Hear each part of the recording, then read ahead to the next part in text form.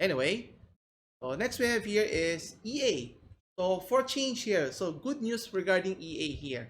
So for some time, when you conjure up EA Sports, it's always about gambling, loot boxes, microtransactions.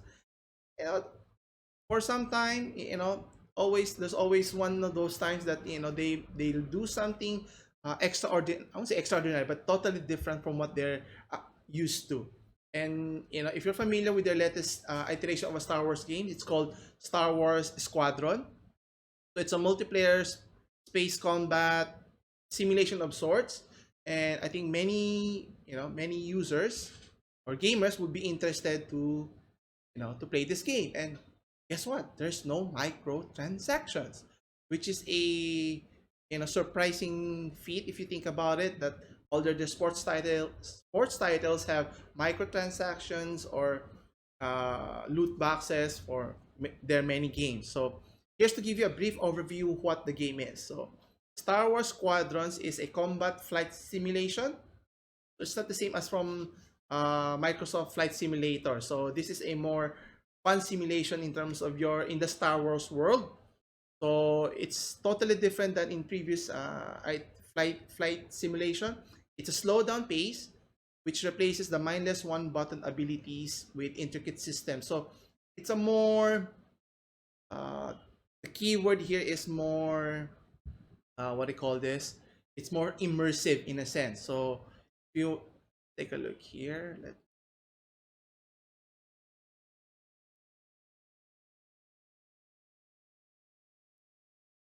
and see. There you go. An immersive game. So just looking at the article here, so you can see here. So you're inside the cockpit of Star Wars ship. Now there are two types of uh, groups or factions. Sorry. So you have the Republic, which is supposed to be uh, the good guys versus the Galactic Empire, which is considered the bad guys. So you can choose from which side, and then there are 4 classes. So you get to play around different types of ships. So it's going to be interesting. So the fact that you can, play in the Star Wars universe is going to be tremendous, I think. And especially if you're a Star Wars fan, it's going to be an enjoyable experience here. So as mentioned, so there are different factions, the good guy and the bad guys, and there are different classes, so it gives you a different distinct feel in terms of uh,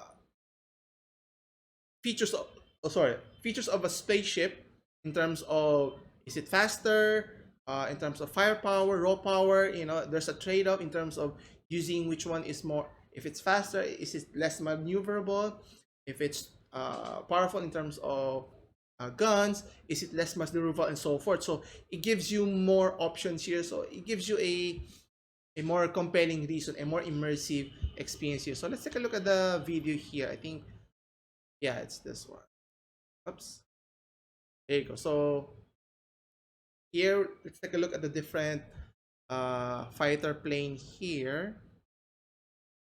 Yeah, so you can see here. So if you're an avid Star Wars fan, you're going to enjoy this one. And as you can clearly see, you know it's what fans are looking for. And guess what?